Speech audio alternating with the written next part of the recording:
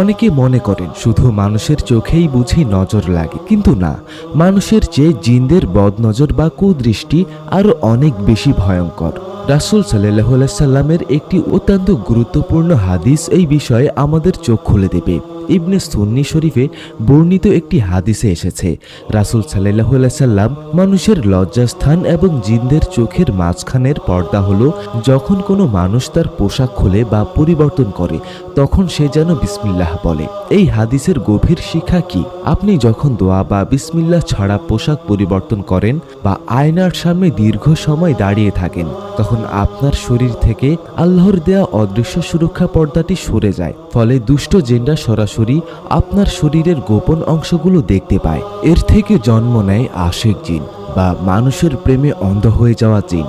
একবার যদি কোনো ছেলে বা মেয়ের প্রতি কোনো দুষ্ট জিন আসক্ত হয়ে পড়ে, তবে সে তাকে নিজের সম্পত্তি মনে করে এবং আক্রান্ত ব্যক্তির বিয়ে, শাদী, চাকরি বাকরি এবং মানসিক শান্তিতে চরম বিপর্যয় ডেকে আনে। তারা আক্রান্ত ব্যক্তিকে সবসময় আয়নার সামনে থাকতে বাধ্য করে এবং ইবাদত থেকে দূরে সরিয়ে দেয়। কিভাবে বুঝবেন যে কোনো ব্যক্তি আয়নার অতিরিক্ত ব্যবহারের কারণে বা জিকিরহীন জীবনের কারণে আশিক জিন বা বদনজরের শিকার হয়েছে?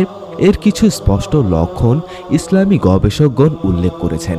লক্ষণ 1, ঘন্টার পর ঘন্টা বাথরুমে বা আয়নার সামনে একা একা সময় কাটানো এবং সেখান থেকে বের হতে তীব্র অনীহা প্রকাশ করা। লক্ষণ 2, একা থাকা অবস্থায় নিজের অজান্তেই মুচকি হাসা বা মনে হওয়া যে কেউ একজন তার প্রশংসা করছে। লক্ষণ 3, ঘুমের মধ্যে প্রতিনিয়ত কামুক বা অশ্লীল স্বপ্ন দেখা এবং ঘুম থেকে ওঠার পর শরীর প্রচণ্ড ক্লান্ত ও ভারী অনুভব হওয়া।